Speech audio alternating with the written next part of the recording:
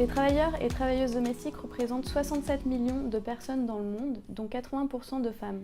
Mais ce sont des chiffres qui sont probablement sous-évalués, étant donné que ce travail intervient principalement dans le secteur informel, pour lequel les conditions de travail ne sont pas clairement définies, où la protection sociale n'est pas garantie et le salaire minimum n'est pas respecté.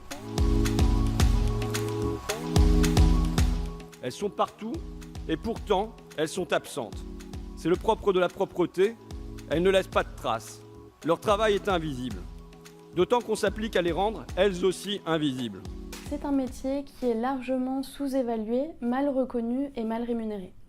Le travail domestique, de manière générale, représente un des temps de travail les plus longs pour les salaires les plus bas. C'est un travail à risque d'esclavage moderne. Les cas d'abus sexuels, physiques, psychologiques y sont très fréquents. Par exemple, dans certains pays du Golfe, il est très fréquent que les employeurs confisquent le passeport de leurs travailleuses domestiques et celles-ci ne sont autorisées à partir de ce foyer qu'avec l'autorisation de leur employeur. Le fait qu'elles soient dans une situation d'isolement, de solitude, ne leur permet pas de s'organiser entre elles, de pouvoir échanger avec d'autres travailleuses domestiques et pouvoir se mobiliser pour pouvoir revendiquer leurs droits. À Hong Kong, les travailleuses domestiques sont en très grande majorité des Philippines. En Tunisie, ce sont des femmes d'Afrique subsaharienne. En France, ce sont des femmes qui viennent du Maghreb, d'Afrique de l'Ouest ou des Philippines.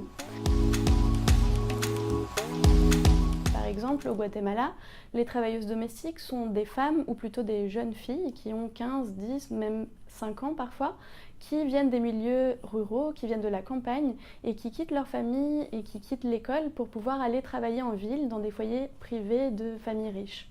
Finalement, leur situation se trouve à l'intersection de différentes formes de discrimination, du sexisme, du racisme et du fait de leur classe sociale.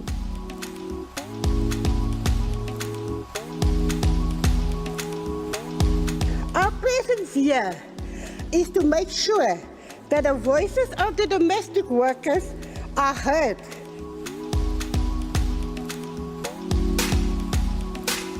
That the pains of the domestic workers are felt. Let 2018 be the start of freedom from abuse of domestic workers. À l'heure actuelle, seuls 25 pays ont ratifié la Convention 189 de l'OIT, le dernier en date étant le Brésil. La France ne l'a toujours pas ratifiée et nous appelons la France et les autres États à ratifier cette convention qui est cruciale pour défendre les droits des travailleuses domestiques.